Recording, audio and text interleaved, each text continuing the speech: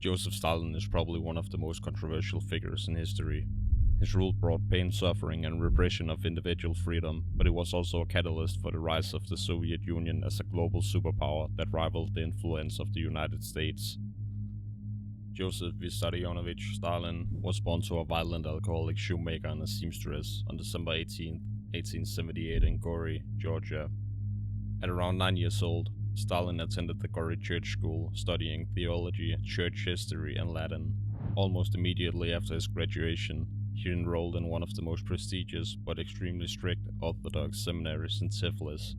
It was here Stalin began moving away from religion and first came into contact with the illegal Marxist works by Karl Marx, Friedrich Engels, and the leading Russian Marxist at the time, Georgy Plekhanov.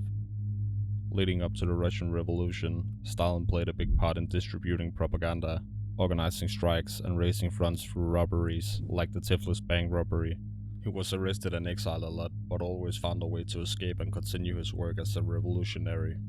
When Lenin and the Bolsheviks seized power at the October Revolution, Stalin got key roles in the new Marxist government.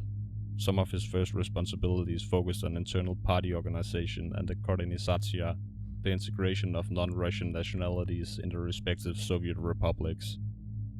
In the wake of Lenin's death in 1924, the Soviet Union experienced a leadership vacuum. Most expected left Trotsky to be his successor, but Stalin had already begun consolidating his power behind the scenes. Eventually, he became the General Secretary of the Communist Party. This meant that he was now the highest-ranking party official, controlling the military, police, foreign and domestic policy. He also slowly isolated his opposition, including Lev Trotsky, who was eventually exiled. It is known that Lenin was concerned about Stalin as a person, particularly his anger and power, but his warnings were suppressed by Stalin's inner circle. Stalin's vision for the Soviet Union going forward centered on industrial growth. In 1928, he launched a 5-year plan that prioritized state-run industry and mining. To finance this plan, he pushed for collectivization of agriculture, which forced millions of peasants onto farms controlled by the state. The result of all of this was a disruption of the economy and a catastrophic famine. In only one single year from 1932 to 1933, millions of Ukrainians died as a direct result of Stalin's 5-year plan. Today, the famine is referred to as Holodomor, something I will expand upon in a future video. In the mid-30s, Stalin was deeply distrustful of his potential challengers. It was a period of political repression known as the Great Terror. From 1936 to 1938, hundreds of thousands were arrested by the NKVD, the secret Soviet police and precursor to the KGB. Those arrested were either executed or sent to the horrifying gulags, the forced labor camps of the Soviet Union. Many of the targeted were party officials, military leaders, intellectuals, and ordinary citizens. Basically, no one was safe if Stalin saw them as a threat or an annoyance. Admit of guilt were often obtained through torture and public show trials. Stalin also cultivated a highly controlled image of himself. His name and face were everywhere. Towns were renamed in his honor. Historical textbooks were rewritten to credit him with nearly every success of the Soviet Union. On the 23rd of August 1939, Stalin and Hitler signed the Molotov-Ribbentrop Pact.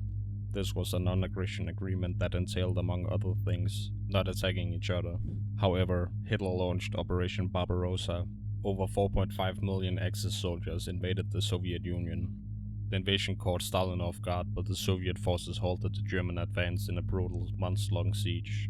After World War II, Stalin's influence expanded across Eastern Europe, installing communist governments in Poland, East Germany, and many other countries. Tensions between the West and the Soviet Union sparked the Cold War. In very short terms, a conflict between the capitalist and communist countries that spanned for decades. On the 5th of March 1953, Joseph Vissarionovich Stalin died at 74 years old in a pool of his own piss after suffering a stroke in his dacha in Konsevo. Within a few years, his successor Nikita Khrushchev denounced Stalin's abuses of power in a 1956 speech. This was the beginning of de-Stalinization. Many of his statues were demolished and streets were renamed. While Stalin is seen with admiration in some parts of Russia, most probably remember him as a tyrant responsible for millions of deaths.